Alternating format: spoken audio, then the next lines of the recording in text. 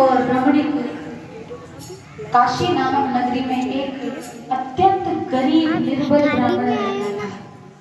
अत्यंत गरीब, जिसे मांग कर खाना पड़ता था। मिल जाए तो भी ठीक, नहीं मिले तो भी भूखा ही सोना पड़ता था। वो अपनी पत्नी और अपने लिए भिक्षा मांगा करते थे।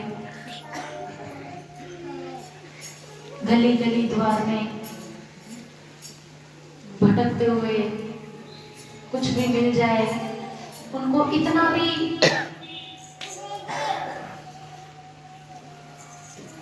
उनकी क्षमता के अनुसार भी धन प्राप्त नहीं होता था। कभी मिल जाता था, कभी नहीं मिलता था। उनका नाम था सनातन। सनातन जी, सनातन नामक का एक ब्राह्मण रहता था, जिनकी स्थिति बहुत दयनीय थी। इतनी दयनीय कि स्वयं परम पिता परमेश्वर पालन करता, उनको भी दया आ गई और एक बूढ़े ब्राह्मण के वेश में वो नीचे आकर देख रहे हैं सनातन ब्राह्मण इतनी करुण पुकार में, दुख भरे शब्दों में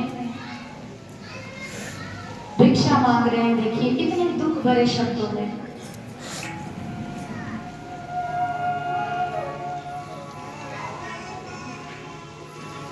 हरि ओम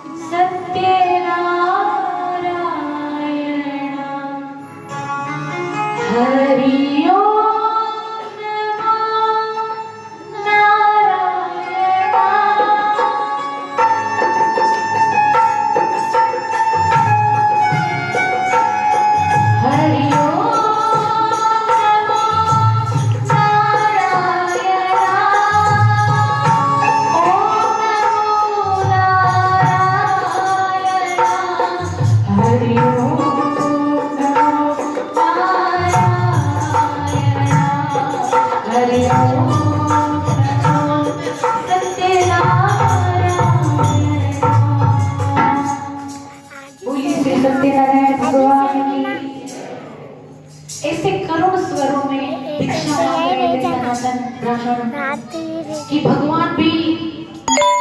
भगवान को भी दया आ गई। नारायण, स्वयं नारायण भगवान को और बूढ़े ब्राह्मण के वेश में एक तरफ खड़े होकर देख रहे हैं उसकी तरफ कि इतनी दुख भरे शब्दों में, करुण पुकार में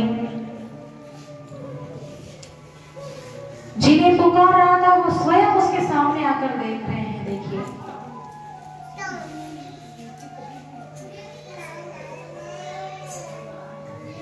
और श्री हरि विष्णु उस सनातन ब्राह्मण का रास्ता रोक करके कहते हैं कि हे ब्राह्मण देव, आप कर्म कांडों की रचयिता हो,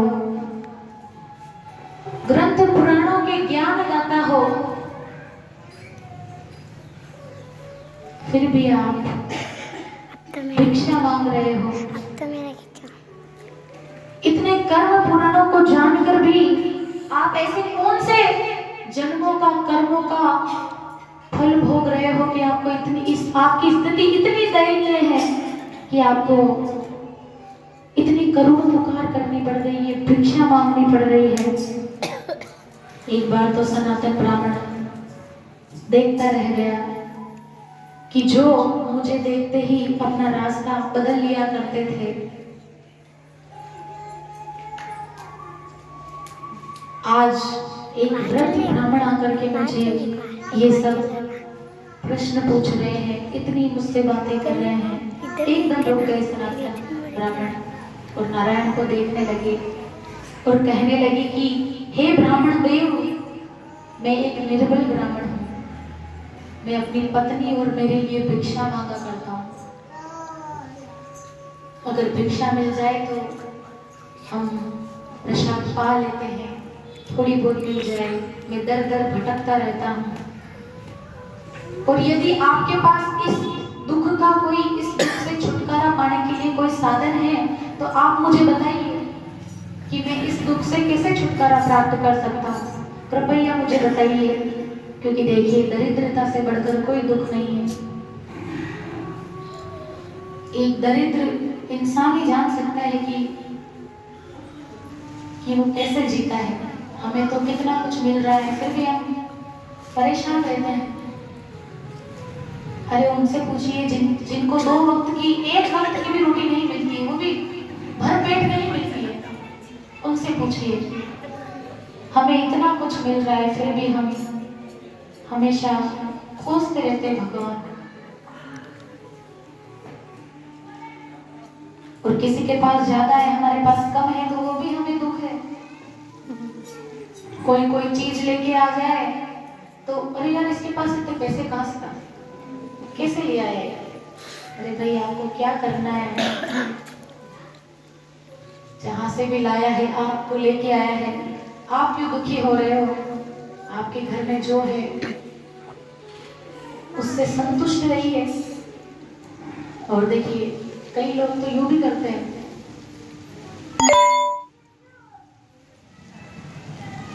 कि परिस्थिति, दुख वाली परिस्थिति होती है तो भगवान के सामने बदल जाते हैं, सुख वाली होती है तो भगवान के सामने बदल जाते हैं। भगवान ये चाहते हैं अगर भगवान की प्राप्ति करनी है तो दुख और सुख दोनों परिस्थिति में एक रहिए। दुख आते तो हम फटाफट पहुंच जाते हैं कि अरे अपने कर्म तो देखिए, भगवान से प्रार्थना करिए कि आप हमारे जो पाप हैं उनको हर लीजिए। और अगर वो आपको दुख दे रहे हैं ना तो आपको बच्चा समझ के ही दे रहे हैं। एक माँ, देखिए एक माँ, बच्चे खेल रहे हैं, पड़ोसी के बच्चे भी है, उसमें उस माँ का भी बच्चा है और वो मस्ती कर रहे हैं। तो बताइए वो माँ किसको सबसे पहले मारेगी? किसको मारेगी? तो पड़ोसियों के बच्चे को तो हाथ ही नहीं लगा सकते, लड़ने आ जाए घर में, तो किसको मारेगी? अपने ही बच्चे को मारेगी ना। तो भगवान का भी यही सोचो कि वो अपने ही बच्चे को, आपने कुछ गलती की है इसीलिए वो आपको ऐसे दुख दे रहे हैं। अगर आपको दुख मिल रहा है तो मन में यही सोचिए कि भगवान आप परम दयालु हैं, परम कृपालु हैं, मुझे माफ करना, ये दुख मेरे ऊपर आ रहा है, अगली बार से मैं ये नहीं करूंगा। तो भगवान से यही अर्जी करो, प्रार्थना करो कि हमारे जो पाप है हर लो, हमें कितनी बुद्धि दो कि हम किसी की बुराई ना करें, आपके चरणों में रहें, किसी के साथ अन्याय ना करें।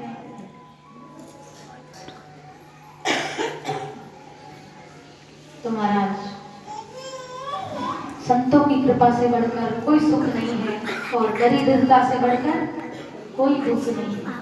जिसके पास संत की कृपा है सबसे बड़ा सुखी इंसान, जिसके पास संत की कृपा है। सनातन ब्राह्मण ऐसी वाणी सुनकर के रुक गया और कहने लगे, भगवान सनातन ब्राह्मण से कहने लगे कि आप श्री सत्यनारायण भगवान का व्रत क्यों नहीं करते हो?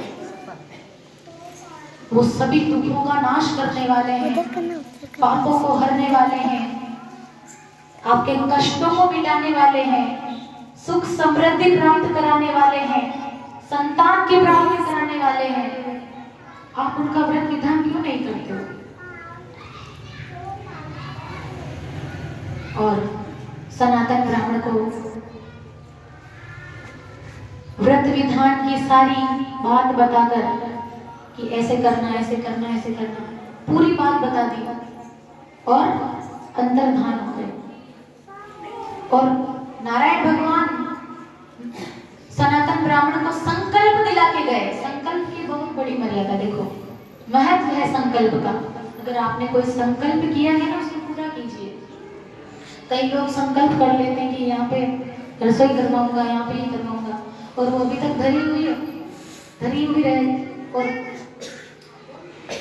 अरे आप यूं तो सोचते हो भी मैं सबको बुलाऊं। आप कन्या भगवान को भोग लगा के कन्या जिमा दीजिए, ब्राह्मण को भोग लगा दीजिए और परिवार वाले आपस में प्रसाद ले लीजिए। जरूरी थोड़ी है कि हम सभी को बुलाएं तभी वो रसोई होगी। इतने हम करने योग्य नहीं है। अगर योग्य है तो आप करिए, नहीं है तो आप इतना छोटा सा ये तो काम कर सकते हैं। अगर आपने कोई संकल्प ले रखा हो तो उसे पूरा जरूर करिए, उसको छोड़िए ना। देखा ना कलावती के पिताजी संकल्प ले लेके टालते रहते थे आगे आगे। लास्ट तक भी वो भूल गए थे। पैसों के कारण इतने अंधे हो गए थे कि उनको पैसा भी खर्च नहीं किया जा रहा था उस संकल्प का। तो संकल्प अगर कोई लिया हो तो सभी उसे पूरा करें, चाहे छोटा सा प्रोग्राम करें, किसी को ना बुलाए, वो संकल्प हमारा पूरा हो जाता है। तो भगवान भी देख रहे हैं कि इसकी स्थिति ऐसी है। तो संकल्प का बहुत बड़ा महत्व है। और नारायण भगवान संकल्प दिला करके अंतर्धान हो गए। और वो बूढ़ा ब्राह्मण सनातन ब्राह्मण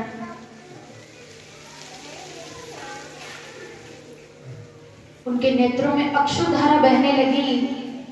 नंगे पांव अपनी कुटिया की तरफ दौड़ने लगे और अपनी धर्मपत्नी को पूरी बात बताई कि आज मेरे साथ ऐसा हुआ। भगवान ने साक्षात मुझे दर्शन दिए और महाव्रत के बारे में मुझे बताया। दोनों आपस में चर्चा कर रहे हैं। दोनों ही चर्चा कर रहे थे कि सनातन ब्राह्मण को वो संकल्प याद आ गया और कहने लगे, हे प्रभु, ये कैसी आपकी माया है, कैसे जंजाल में मुझे फंसा दिया आपने। मैं जो एक वक्त का भोजन नहीं कर सकता, मैं कैसे इस संकल्प को पूरा करूंगा, कैसे इस व्रत विधान को पूरा करूंगा। कहाँ फंसा गया मुझे, कैसा संकल्प दिया गया, कहाँ से लाऊंगा मैं इतनी सारी सामग्री, इतना सब कुछ कहाँ से, क्या करूंगा।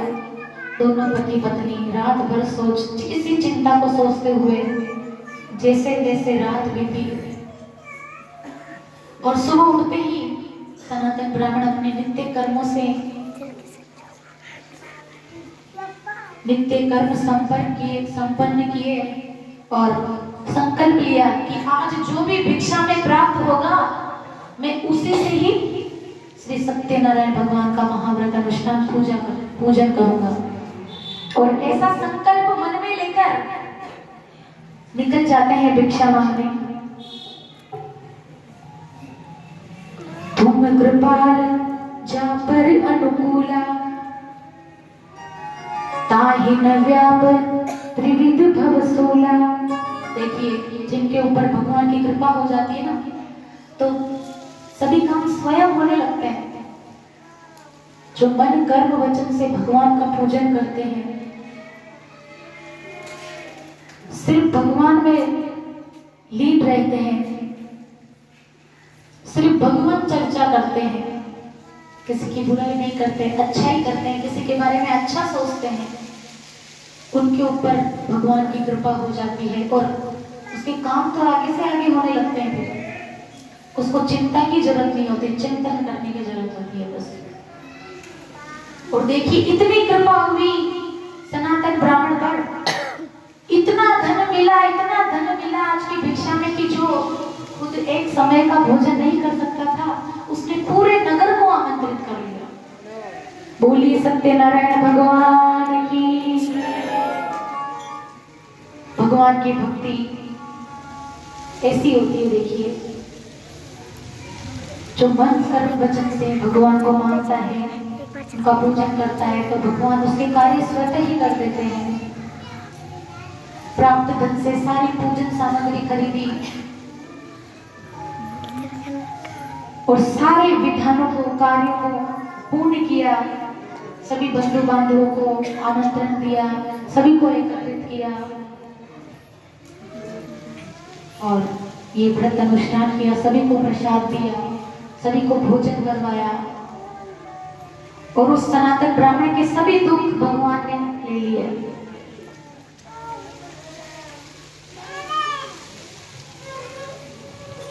और वो अपने दुखों से मुक्त हो गया और हर महीने में एक दिन उसने फिक्स कर लिया कि आज मुझे श्री सत्यनारायण भगवान का व्रत विधान पूजन करना है। हर महीने में व्रत करता और पूजन करता और सभी को बुलाता। सभी सुखों को भोगने के बाद वैकुंठ धाम को प्राप्त हो गए। देखिए भी, सरल भक्त की व्याख्या जितनी भी करो कम है। भगवान सरल भक्त को ही मिलते हैं। जो सरल होता है ना, उसे ही मिलते हैं। जो अहंकार में रहता है कि मैं ही हूँ सब कुछ, फिर तो भगवान उसका साथ छोड़ देते हैं। ये सोच लेना, अगर आपने ये सोच लिया कि मैं ही सब कुछ हूँ, मैं ही कर रहा हूँ, हम कुछ नहीं कर रहे हैं भाई। आज हम यहाँ आए तो उन्हीं की कृपा है, उन्हीं की कृपा बरस रही है। ऐसी कृपा किस पर होती है?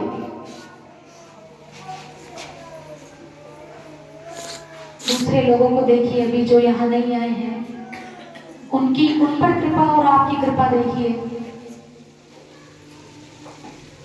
तो भगवान की कृपा सबसे बड़ी होती है। सरल मनुष्य को ही भगवान मिलते हैं। और एक बार एक ऐसा ही सरल आदमी था किसी परिवार में। वो बहुत खाता था,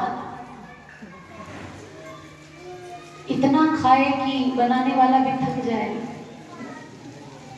किसी ने कहा, भाई बीच में पानी तो पी, बीच में पानी तो पी। उसने कहा, बीच तो आए तब जाके पानी पीऊं। सभी परिवार वाले दुखी होकर एक महात्मा के पास लेके गए उसको कि महाराज क्या करे, बहुत खाता है। महाराज ने कहा कि ये उतना ही खाता है जिसका इसका खाता है। परेशान मत होइए, ये उतना ही खाता है जिसका खाता है। तो एक दिन तो परिवार वालों ने परेशान होकर के उस व्यक्ति को घर से बाहर निकाल दिया कि जाओ, काम धाम कुछ करते नहीं हो, सिर्फ खाते हो। वो व्यक्ति इतना सरल था, उसमें कोई अवगुण नहीं था, कोई अवगुण, बस एक ही अवगुण था कि खाता था बस।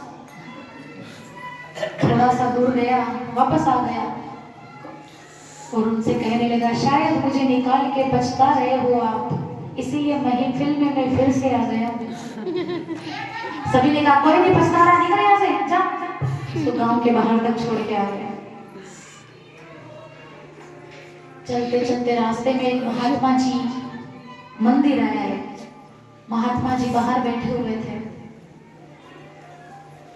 तो उस व्यक्ति ने उन महाराज से पूछा कि प्रणाम किया सबसे पहले और कहा, उनके जो शिष्य घूम रहे थे उनके लिए पूछा कि ये सब कौन है। उन्होंने कहा, हमारे शिष्य यहाँ पर पूजा के ये क्या करते हैं, यहाँ पे पूजा करते हैं, खाते हैं, पीते हैं और दिन भर पड़े रहते हैं और भक्ति करते हैं। उसने मन में सोचा भी ये आसर अच्छा है। तो महाराज से बोला कि प्रभु महाराज, मुझे भी अपना शिष्य बना लीजिए, मुझे भी आप जैसे ही महाराज की आवश्यकता थी, मुझे भी अपना शिष्य बना लीजिए। महाराज ने कहा, गले में कंठी पहनाई, तिलक लगाया और संतों जैसा वेश धारण करवाया और कहा, करो खूब भक्ति करो।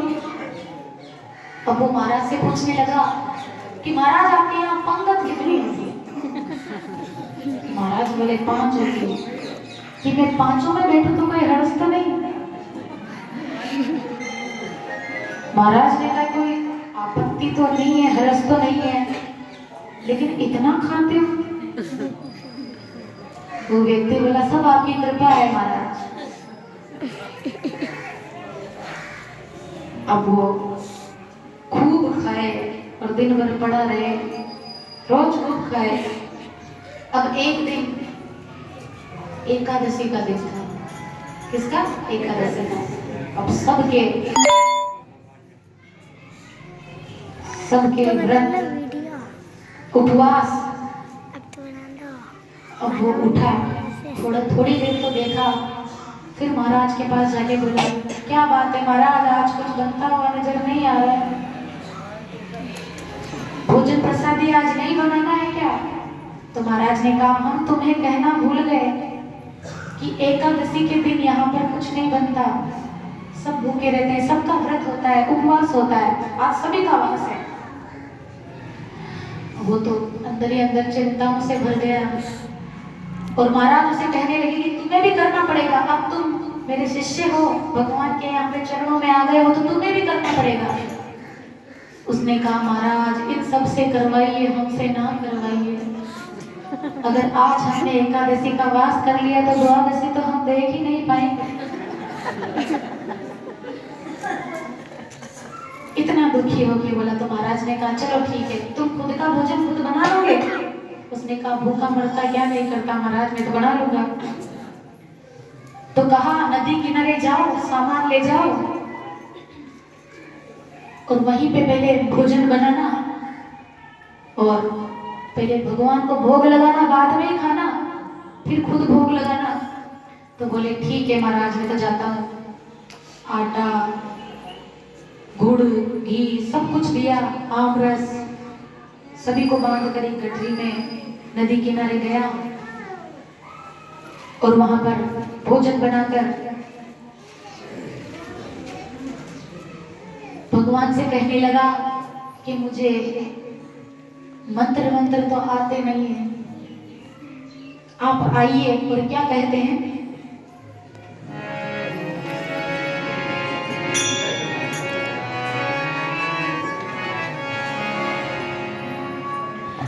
राजा राम आइए, सीता राम आइए, मेरे भोजन का भोग लगाइए।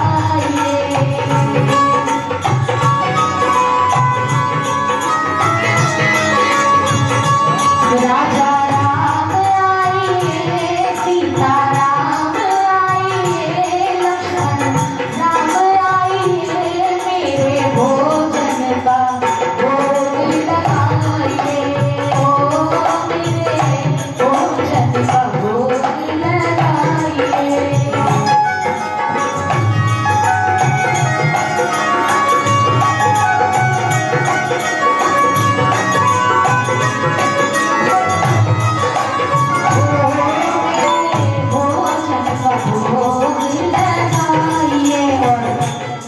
भगवान आते नहीं दिखे। भगवान ने तो जैसे वहां लगा लेते थे वैसे ही लगा लिया।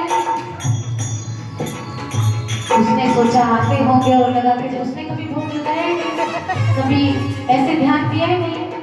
इतना सरल व्यक्ति है देखिए। भगवान ने तो जैसे वहां मंदिर में लगाते थे वैसे लगा लिया। तो कहने लगे कि इसीलिए नहीं आ रहे हो कि मैंने यहाँ पे बनाया है, क्या पता कैसा बना होगा। मंदिर में ठाठ है हमारे, लेकिन मंदिर जैसा यहाँ नहीं मिलने वाला। तो क्या कहते हैं? आज मनी अरबान आरती यहाँ यही मेहमानी,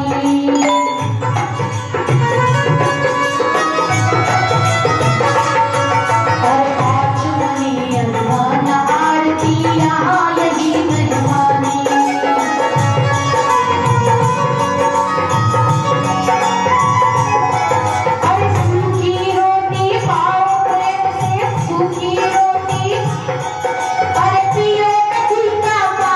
राजा राम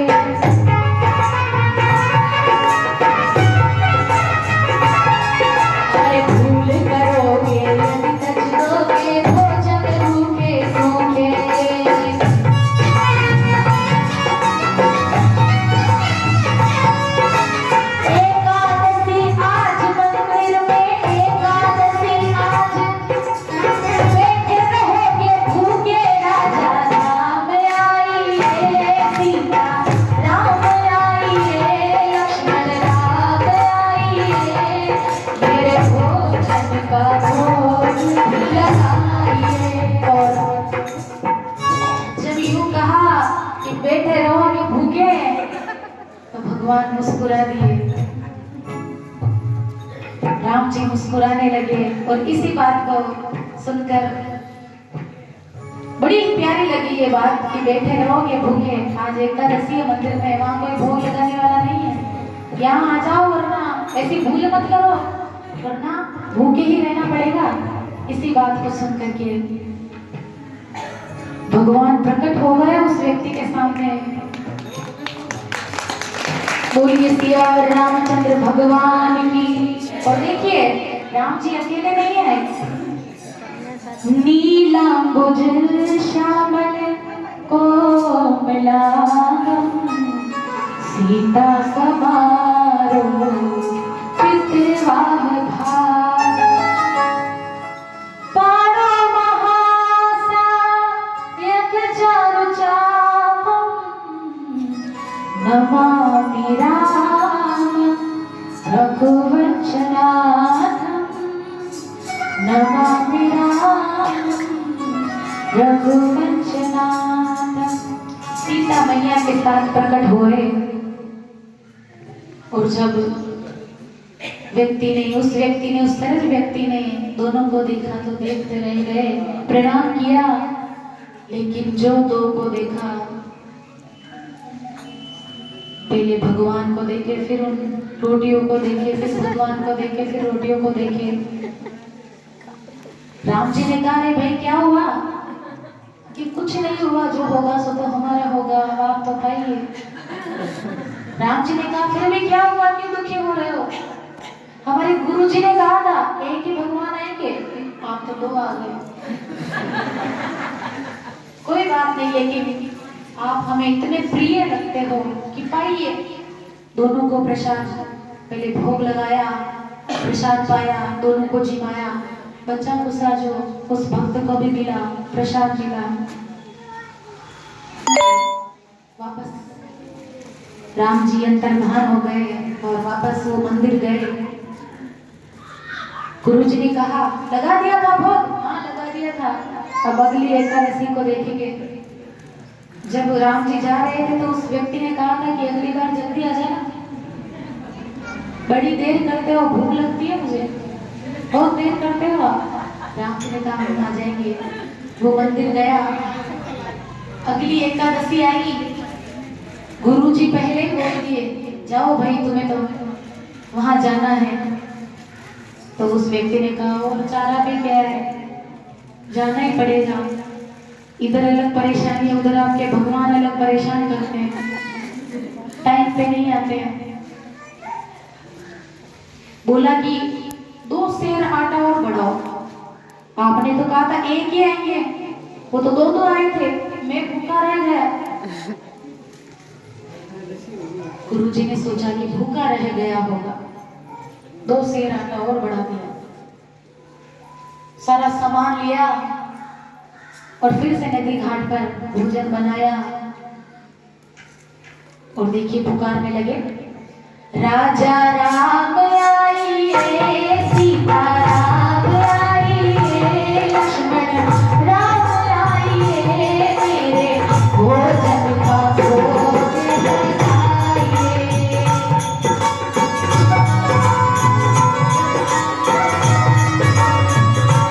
राजा राम आइए, सीता राम आइए, मेरे भोजन का भोग लगाइए।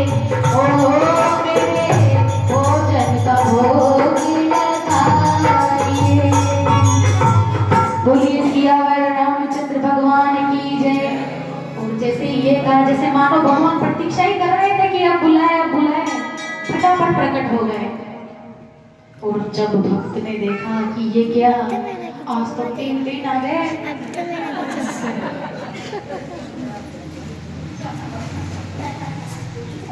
सीता मैया, राम जी, लक्ष्मण जी को भी लेकर आए आज तो। फिर वो टेंशन हो गई। तो वो व्यक्ति सभी को प्रणाम करते हैं और कहते हैं कि राम जी एक बात पूछें आपसे, ये आपके साथ जो आए हैं ये कौन है?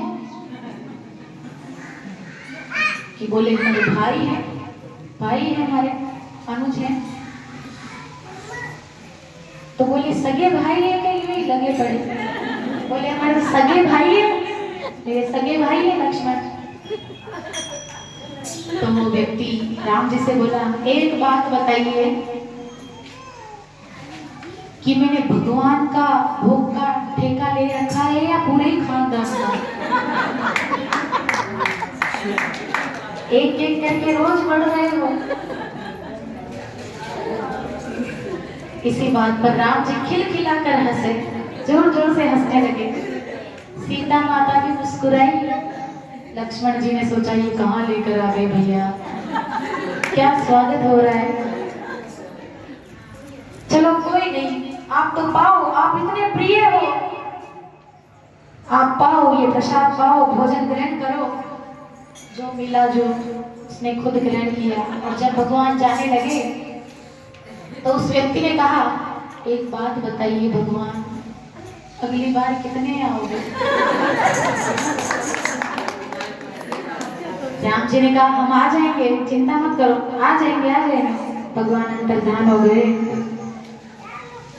तो वो भक्त भी, वो सरल भक्त वापस मंदिर जाता है। जैसे तैसे 1 महीना गुजरता है, फिर से एकादशी आ जाती है। गुरु जी के पास जाते हैं, बोलते हैं आपके भगवान रोज रोज बढ़ रहे हैं, 11 सेर आटा दो। इतने को बोले, इतने आटे का क्या करेगा ये, खुद तो खा नहीं सकता, शायद कहीं बेचता होगा, कुछ ना कुछ तो घपला कर रहा है। मैं पीछे से जाकर के देखूंगा कि ये क्या कर रहा है।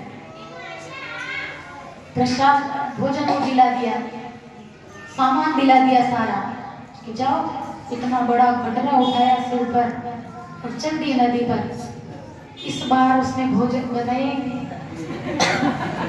पहले ही पुकारने लगा कि पहले देख लो कितने आते हैं, फिर बनाऊंगा। और देखिए क्या कहने लगे, राजा राम आइए, सीता राम आइए, लक्ष्मण राम आइए, मेरे भोजन का भोग लगाइए।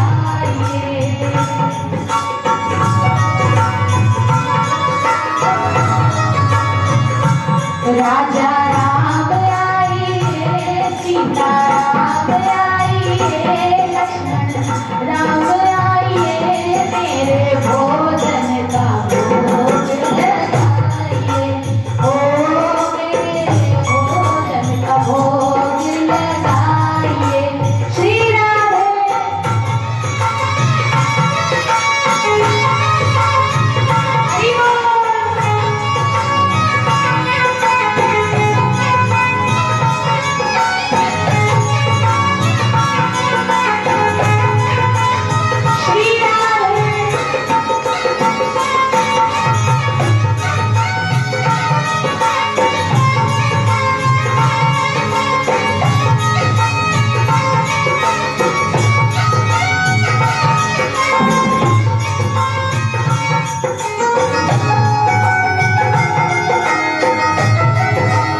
हरि बोल।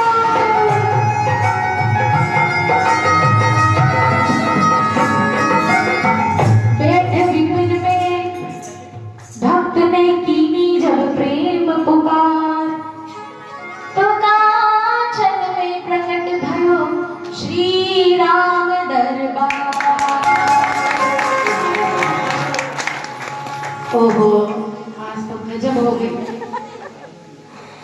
आज तो पूरे खानदान को ले आए। देखने लगा, प्रणाम किया,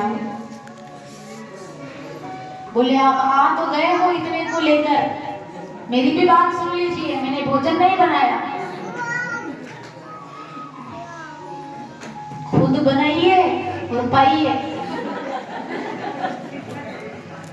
बोले तुमने क्यों नहीं बनाया, कि जब मुझे मिलना ही नहीं है तो मैं क्यों बनाऊं, रोज रोज इतने सारे बढ़ते जा रहे हैं, जब मुझे तो मिलता ही नहीं है, प्राप्त नहीं होता जितना मुझे चाहिए, तो मैं क्यों बनाऊं। राम जी ने कहा, भाई भक्त नाराज है तो क्या करे, बनाना पड़ेगा। प्रथम दिवस भोजन के हित आसन जब मैंने लगाई, उदर नामे भर सक्यो सिए जब सन्मुख आई। जब सीता माता आई तब भी मैं पेट भर नहीं सका, तब भी सामान थोड़ा था, तब भी प्रसाद पाया जो खाया। फिर बिनित आए भाई पर भाई, निराहत ही रहत आज मोहि परत दिखाई। और क्या कहने लगी, तजत तुम नहीं तजत सुबान, आपनी हम कहते समझाए। अरे नर नारिन को कौन कहे, एक बानर हूँ संग लाए। कि आदमियों का तो क्या कहे थे, एक बानर को भी संग में लेके आए।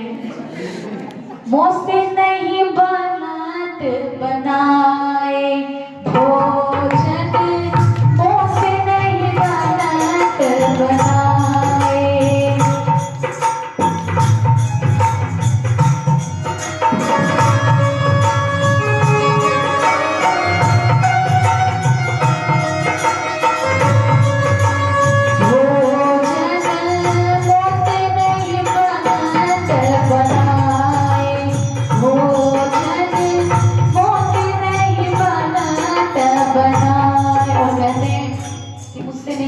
भोजन आप खुद बनाइए। राम जी ने कहा आज तो बड़ा ही नाराज है, खुद बनाना पड़ेगा। तो देखिए, श्री भरत जी भंडारे बनाने लगे, श्री भरत जी भंडारे बनाने लगे।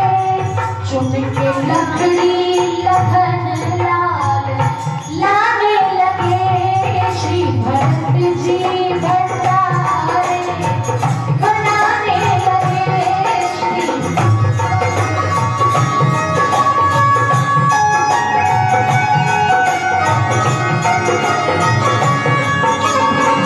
पूछते पूछते आंजने जोगा को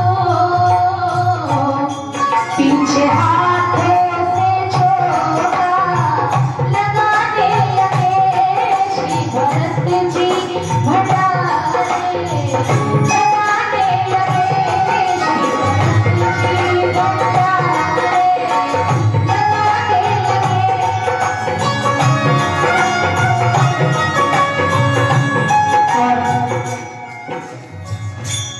जब सभी ऋषिगणों को जो ऊपर स्वर्ग में थे, जितने भी देवी देवता, पता चला कि सीता माता रसोई में प्रसाद बना रही है। प्रसाद पाने के लिए एक एक ऋषिगण प्रकट होने लगे, मेला लग गया, इतने प्रकट हो गए। उस व्यक्ति ने सोचा थोड़ा बहुत मिलता जो मिलता है ये नहीं मिलने देंगे। इतने सारे न जाने कहां से आ रहे हैं, प्रकट हुए जा रहे हैं। राम जी ने कहा अरे भाई आंखें तो खोलो, तुम आंखें बंद करके क्यों बैठे हो, कि जब मुझे मिलना ही नहीं है तो ये क्यों खोलूं। राम जी मुस्कुराने लगे और उधर से गुरु जी आए, बोले बेटा तूने भोजन नहीं बनाया, अभी तक सामान ऐसे ही पड़ा हुआ है। गुरु जी को थोड़ी दिख रहे हैं, वो तो सरल व्यक्ति को दिखते हैं जो सरल होता है। गुरु जी को तो कुछ नजर नहीं आ रहा है। वो सरल व्यक्ति गुरु जी के चरणों में गिर गया और रोने लगा कि भगवान देखिए आपने कितने भगवान मेरे पीछे लगा दिए, कितने भगवान लगा दिए। तो बोले कहाँ है, मुझे तो कोई नजर नहीं आ रहा है। तो वो व्यक्ति राम जी के पास गया और बोला इनको दिखिए वरना ये मेरा झूठ मानेंगे, मेरे बारे में न जाने क्या सोचेंगे, इनको दिखिए। तो राम जी ने कहा कि हम सरल व्यक्ति को दिखते हैं, हर किसी को नहीं दिखते। जो सरल होता है, जिसमें कोई अवगुण नहीं होता, हम उसे दिखते हैं। गुरु जी के पास गया वो व्यक्ति और कहा गुरु जी वो कह रहे हैं कि आप सरल नहीं हो, हम सरल को दिखते हैं। गुरु जी सरल तो नहीं थे, तरल हो गए। आंखों से आंसू बहने लगे, इतना रोने लगे कि क्या बताऊं।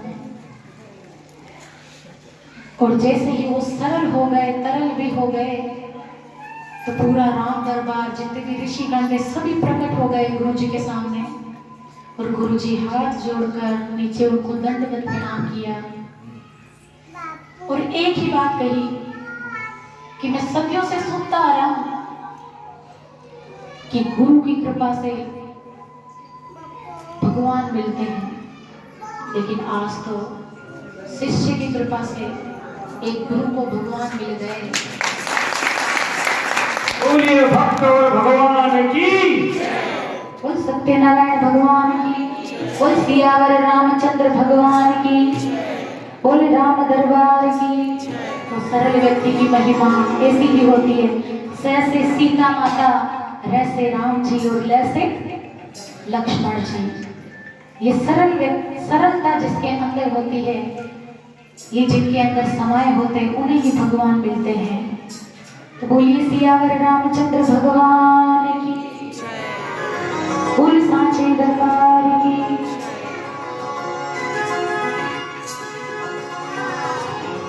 तो सरल बनिए, बार बार कह रही हूं मैं, इसीलिए कह रही हूं कि आप इसे अपने जीवन में उतारें। हम कथा तो सुन लेते हैं, कथा तो बहुत सुनते हैं, लेकिन कथा सुनने का मूल्य कब प्राप्त होता है, उसका फल कब मिलता है? जब उसे हम अपने जीवन में उतारते हैं, तब जाके वो फल हमें मिल पाता है। अगर जीवन में नहीं उतारा तो कोई मतलब नहीं है।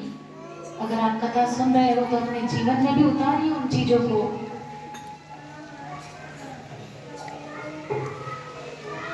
तो श्री सूत जी महाराज ऋषिगणों को कहते हैं कि हे ऋषियों, मैंने आपको श्री सत्यनारायण भगवान की व्रत महाकथा का कथा सुनाई, अब आप मुझसे क्या सुनना चाहते हो? ऐसा वो 88,000 ऋषियों को बोल रहे हैं कि आप हमें मुझसे अब क्या सुनना चाहते हो, कृपया करके बताएं। सूत जी महाराज के मुख से ऐसी कथा सुनकर सभी ऋषि अति प्रसन्न हुए और कहने लगे, हे ऋषि श्रेष्ठ, आप ज्ञान की ज्ञाता हो, आप हमें ऐसी ही एक और कथा सुनाइए जिसने भी श्री सत्यनारायण भगवान का व्रत किया हो, उस कथा के बारे में हमें बताइए। जिसने भी व्रत किया हो, कृपया वो कथा बताने की चेष्टा कीजिए। हम सभी विस्तार पूर्वक सुनना चाहते हैं, हमारे पास टाइम ही टाइम है, समय है, तो आप हमें कथा सुनाइए। सूत जी कहते हैं, एक बार वो ही सनातन ब्राह्मण मन वचन कर्म से श्री सत्यनारायण भगवान का व्रत अनुष्ठान, महाअनुष्ठान, पूजन कर रहा था। वहां पर पूजन की तैयारियां चल रही थी, तो वहां से एक लकड़हारा गुजर रहा था, लकड़हारा जो लकड़ियां बेचता था। उसने देखा तो उसने सोचा यहाँ पे कोई कार्य हो रहा है, इसमें मेरी लकड़ियों की तो आवश्यकता होगी सही, तो उन लकड़ी की गठरी को बाहर उतारा और वहां पर अंदर झांकने लगा। आज ब्राह्मण देवता के घर में कोई आयोजन होने जा रहा है, मंगल कार्य होने जा रहा है, तो पकवान में मेरी लकड़ियों की आवश्यकता होगी। और सनातन ब्राह्मण के पास वो लकड़हारा जाता है, कुछ बोल पाता, कुछ बोलने से पहले ही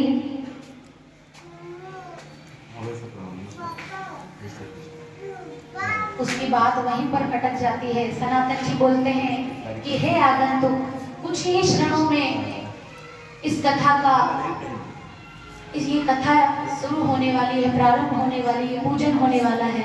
आप बैठिए, आपसे मैं बाद में बात करता हूँ। आप प्रसाद ग्रहण करिए, फिर मैं आपके प्रश्नों का जवाब दूंगा, आप जो भी पूछोगे। अभी थोड़ा मैं व्यवस्था में लगा हुआ हूँ, आप बैठिए और कथा को सुनिए, फिर जाके हम अपन आपस में चर्चा करेंगे, बात करेंगे, आपके प्रश्नों का मैं जवाब दूंगा। और भगवान को जिसके कष्ट काटने होते हैं ना, जो भक्त होता है, सरल व्यक्ति होता है, भगवान उसको वहीं पहुंचा देते हैं स्वयं ही उसके काम कर देते हैं।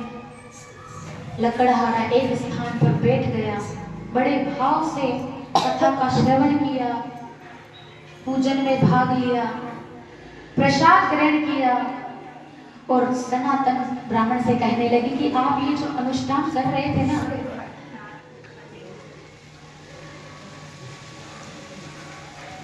क्या मैं भी इस अनुष्ठान को कर सकता हूँ?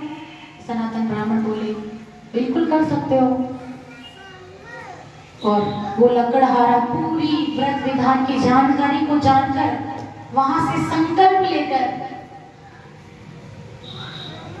वहां से जाने लगा और अपनी लकड़ी वहीं से संकल्प लिया कि मैं आज जो भी धन प्राप्त होगा उससे मैं सत्यनारायण भगवान का महापूजन करूंगा, कथा व्रत विधान करूंगा।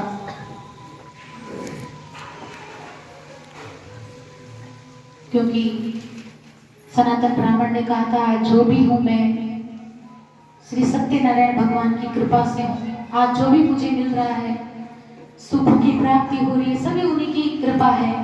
तो लकड़हारा भी वहां से संकल्प लेकर गया और आज अत्यंत धनियों के यहाँ गया। सत्यनारायण भगवान की कृपा इतनी हुई उसके ऊपर कि वहां के जो राजा थे, धनी, उन्होंने उनकी सारी लकड़ियां खरीद ली सभी, और जो मूल्य था उसका दुगुना मूल्य उसे दिया। लकड़हारा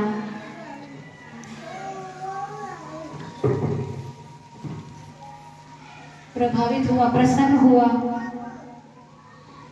और घर पे गया, अपनी पत्नी को सारी बात बताई, व्रत अनुष्ठान किया, सभी को बुलाया, भगवान को वंदन किया, कथा सुनी, श्रेष्ठ ब्राह्मणों को बुलाया, मन कर्म वचन से संकल्प को पूरा किया और सभी सुखों को प्राप्त कर वैकुंठ धाम को गया।